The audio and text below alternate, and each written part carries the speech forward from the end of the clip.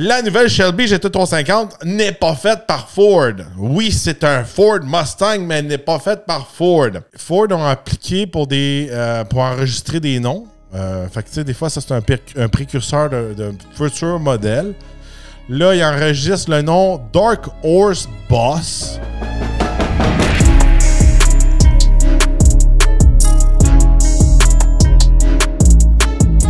Cet épisode du Torque Podcast est présenté en collaboration avec Fast Wheels.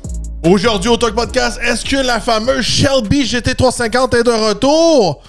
Oh, regardez, aujourd'hui, je pars le podcast avec un sujet qui mérite. Je vais être franc avec vous. Le véhicule est sorti il y a un jour ou deux sur les réseaux sociaux, puis je vois beaucoup de gens qui font des vidéos sur TikTok, sur Instagram, tout ça, puis personne comprend comment que ça fonctionne.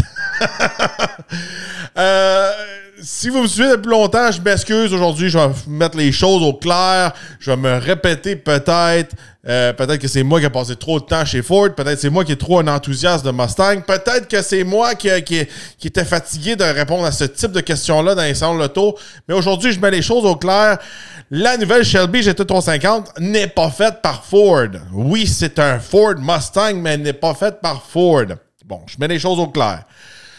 La Shelby qui est derrière moi, elle s'appelle la Shelby GT350, mais elle est faite par Shelby American. Comme vous pouvez voir, je suis sur le site shelby.com. Je ne suis pas sur le site Ford.com, Ford Canada. C'est Shelby American qui achète des Ford Mustang et qui les convertit en Shelby GT350. C'est comme la même chose, ils font ça chez Roush, chez Saleen, chez Stida, etc. Fait que c'est un préparateur, un tuner qui fait ces modèles-là à partir d'un Mustang. C'est comme ça que ça fonctionne. Là, en ligne, ils sont comme « Là, je suis déçu.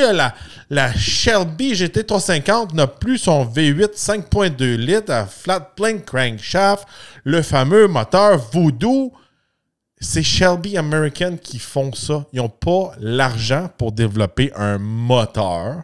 Et le moteur Voodoo avait été développé par Ford et non par Shelby, même si le moteur était dans la GT350 auparavant.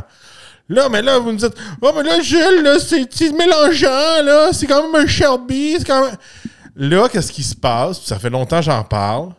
Ford ont perdu les droits d'utiliser le nom Shelby, le nom GT350 et sûrement le GT500. 500, j'ai pas été confirmé, mais j'en suis sûr. Le pourquoi qu'aujourd'hui je fais cette vidéo-là, c'est pour mettre les choses au clair. Puis ça vient confirmer toutes les rumeurs puis les prédictions que j'ai dit à propos de ça. Ford ne font plus affaire avec Shelby directement. Il y a eux autres, ils avaient acheté le trademark qu'on appelle, ils avaient acheté ça pour un temps limité, qu'ils pouvaient l'utiliser. Fait qu'ils pouvaient faire pendant un bout de temps des Shelby GT350, des Shelby GT350R, puis la même chose, des Shelby GT500, des KR, des ci, des ça. Mais c'est fini. Ils ont fait d'autres partenariats dans le temps similaires à ça. Si vous vous rappelez, des Harley-Davidson, c'était Ford qui les faisait, mais ils mettaient des badges Harley-Davidson dessus. C'était pas Harley-Davidson qui faisait ces camions-là. Ils avaient acheté les droits de faire ces camions-là, de prendre le badge Harley-Davidson. Là, vous allez me dire, mais là, c'est encore mélangeant parce que là, il y a des camions Harley-Davidson. Ceux-là, c'est un préparateur qui ont acheté les droits, littéralement, à Harley-Davidson pour faire des camions comme ça. C'est pas des camions qui sortent de l'usine. Là, il y en a qui me disent, ça change quoi? Ça change tout. Ça change carrément tout. Un véhicule qui sort de l'usine de chez Ford avec un VIN qui est marqué sur le VIN quand tu vas le composer, Shelby GT500. Puis que là, tu arrives avec ton Shelby American qui a construit un GT350.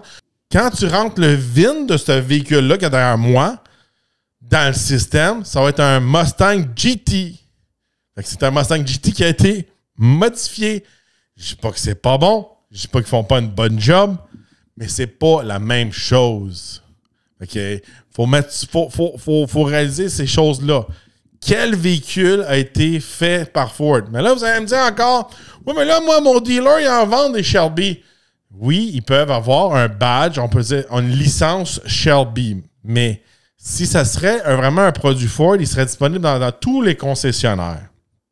C'est mélangeant au Canada parce qu'au Canada, pendant longtemps, les concessionnaires n'étaient pas autorisés à vendre du SVT ou du Ford Performance dans tous les concessionnaires. Aux États-Unis, on a le droit de le vendre dans tous les concessionnaires. Puis ici, il fallait que Ford applique chez Ford pour dire « Moi, je veux la bannière SVT ».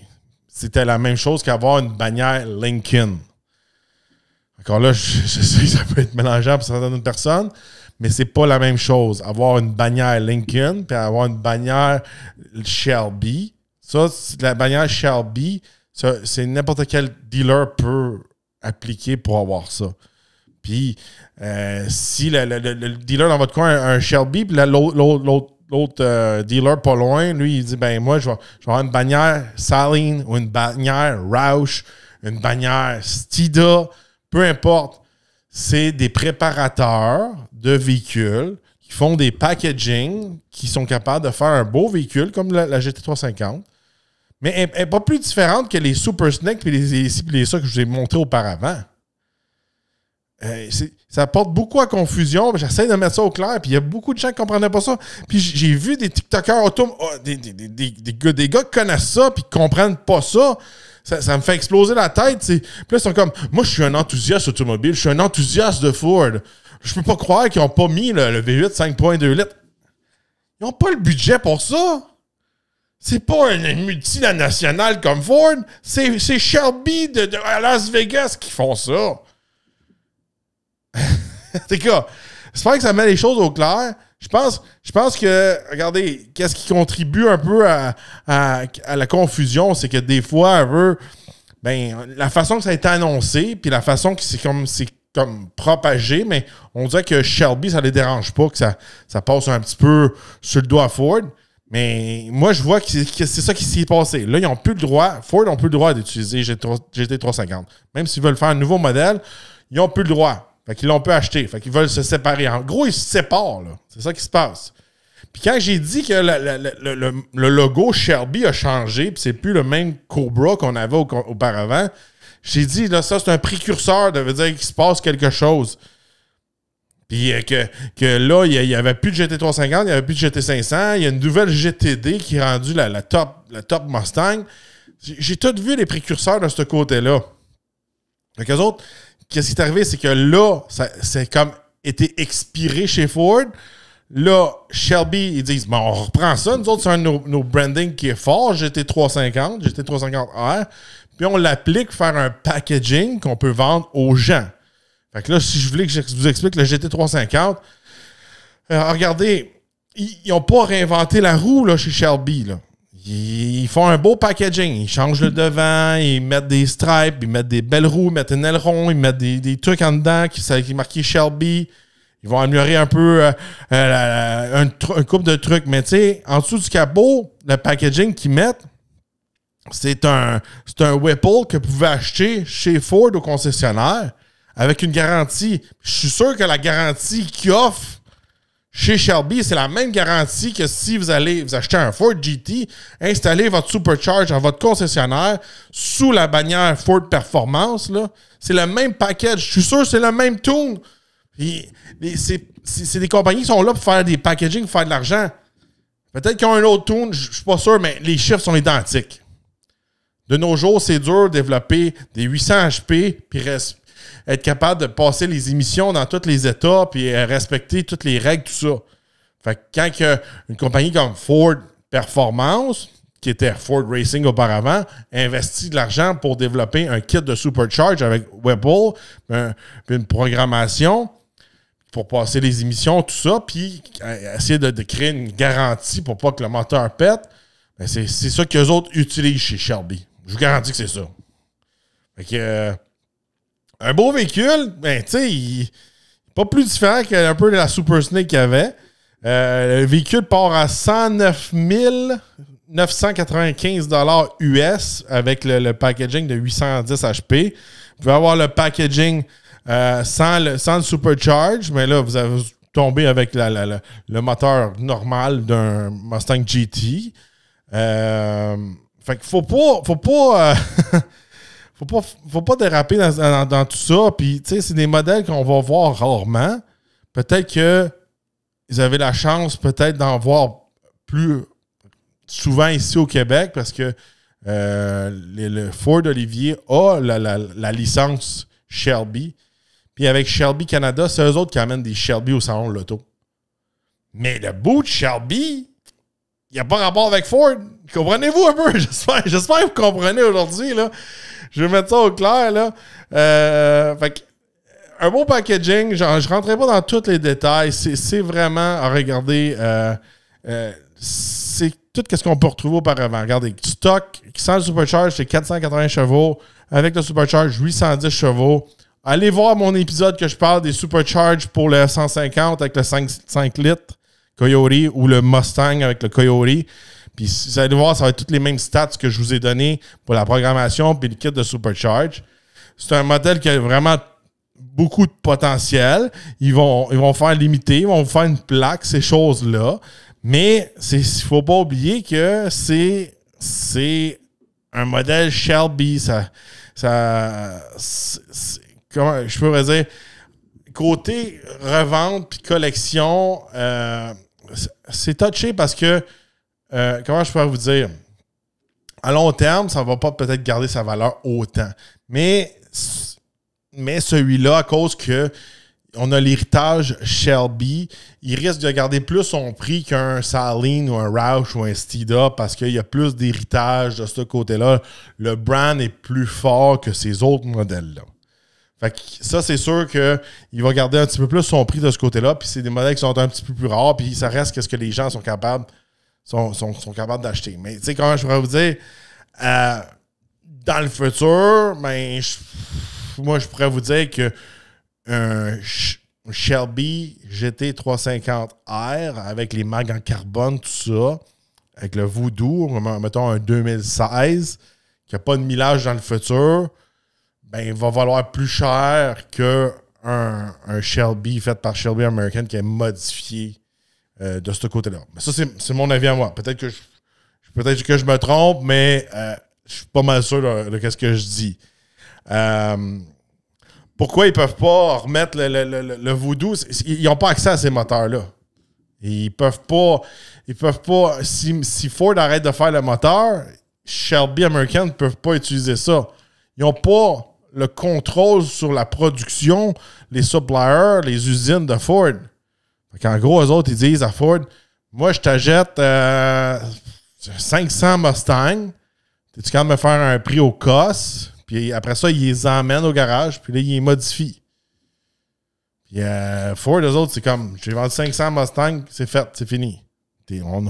On a une bonne relation, t'achètes beaucoup de Mustang, t'as toujours eu ça, mais il y a comme peut-être un genre de froid, parce que là, ben, ils se sont séparés pour leur partenariat pour faire des véhicules à l'usine. Fait que... allez la voir, c'est sur Shelby American. J'aime beaucoup la valise. Ils changent la valise là, avec on a quasiment un double aileron à l'arrière. Mais tu sais, c'est encore là, je veux pas. J'adore ces véhicules-là, je tripe sur ces véhicules-là, mais il n'y a rien. Ils n'ont pas réinventé la roue. Ce véhicule-là n'a pas vraiment quelque chose de plus spécial, je pourrais vous dire, qu'une Super Snake qu'ils ont dévoilé l'année passée. J'avais fait un épisode dessus, il y a 2 ans. Il y a un bon supercharge dessus. Regardez, le 3 litres Whipple Supercharger, là, regardez, à 810 HP, il roule presque pas là, pour un supercharge de 3 litres. Là. Il y a du potentiel là, que vous pouvez monter ça à du 900 puis peut-être du 1000 HP. Là. Fait que, tu sais, puis ça reste aussi, par exemple, que c'est sur une plateforme de Mustang GT. On n'est pas comme sur un Dark Horse avec une Tremec. Là, on reste avec une transmission qui est assez, je pourrais dire, faible, là, surtout quand il est rendu supercharge. Puis aussi, je pense que, je vérifie, mais je suis pas mal sûr on peut l'avoir automatique. Ça, c'est quelque chose que dans les GT350, construits par Ford, qui n'a jamais existé. Il y a des gens qui aiment ça. Il y a d'autres mondes peut-être qui aiment moins ça. Fait que c'est la fin du partenariat pour ça avec Ford. Fait que là, un peu, tout ce que j'avais prédit est confirmé. Bon, là, j'ai d'autres rumeurs pour vous autres qui viennent renforcer un peu le tout. Ford ont appliqué pour enregistrer des noms. Fait que, tu sais, des fois, ça, c'est un précurseur de futur modèle. Là, ils enregistrent le nom Dark Horse Boss. Puis aussi, ils ont réenregistré aussi aux États-Unis le mot boss pour utiliser dans l'automobile.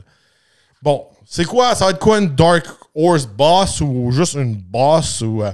Moi, juste Boss, c'est pas si pire. Là, ou Boss 302, c'est bon. Ou Boss 500. Peu importe comment ils veulent appeler ça. Je trouve ça cool de ramener le mot Boss. Parce qu'il y a de l'histoire avec ça. Puis j'étais un grand fan des Boss 302. D'un autre côté, Dark Horse Boss. Là, ça fait un petit peu Nintendo, Pokémon, je sais pas, là, ça fait un genre de nom d'un vilain, là, de jeu vidéo pour enfants, là. Puis je pense que, tu sais, j'ai toujours dit que j'aime beaucoup la Dark Horse, mais le nom est comme bof. Fait que ça va être quoi une Dark Horse Boss ou juste la Boss? Tu sais, on va espérer qu'il lâche les histoires de cheval obscur, là. Ça va être le modèle qui va remplacer littéralement la GT500. Qu'est-ce qu'ils vont faire? Fait que, qu'est-ce qu'ils vont faire de ce côté-là? Il faut qu'ils fassent quelque chose de spécial. Ils pourraient faire comme Shelby, littéralement mettre le Whipple Supercharge sur le 5 litres, mais je pense qu'il y a tellement de gens qui le font déjà dans l'industrie, comme packaging, que ça ne serait pas très original. Ils fabriquent toujours le fameux 5.2 Supercharge qu'on retrouve dans la GTD qui était auparavant aussi dans la Shelby GT500 fabriquée par Ford. Fatigant, mais je veux que ça rentre dans la tête. que vous comprenez. S'ils le fabriquent encore, ça veut dire qu'ils peuvent encore l'utiliser. Fait qu'ils pourraient faire peut-être une bosse avec ce moteur-là. Est-ce que ce moteur-là, ils le gardent juste pour la GTD? Est-ce qu'ils vont faire? Ça va être quoi l'entre-deux? Fait que ça va être un véhicule qui va être un peu basé sur la Dark Horse, qui va être vraiment pour la track, mais on va venir doubler la puissance. Fait qu'au lieu d'avoir presque 500 HP, là, 480 dans ce coin-là, la Dark Horse, là, on va avoir peut-être du 800 HP. Mais construit par Ford, puis je pense qu'ils vont faire d'après moi, ils vont faire une complication qui va se démarquer du aftermarket. Pour pas justement être comme qu'est-ce qu'ils font sur le chemin. Parce que vous pouvez aller acheter une Shelby avec le Whipple Supercharge. Roush font leur propre Supercharge aussi. Avant, ils faisaient leur Supercharge avec Ford Performance. Il y a plein de packaging. Saleen font encore plein de modèles aussi. Fait qu'il faut qu'ils sortent une espèce de... Moi, j'appelle ça une nouvelle GT500, une nouvelle Cobra. J'aurais aimé ça qu'ils ramènent le Cobra, le nom Cobra. Peut-être qu'ils ont perdu le trademark ou peut-être...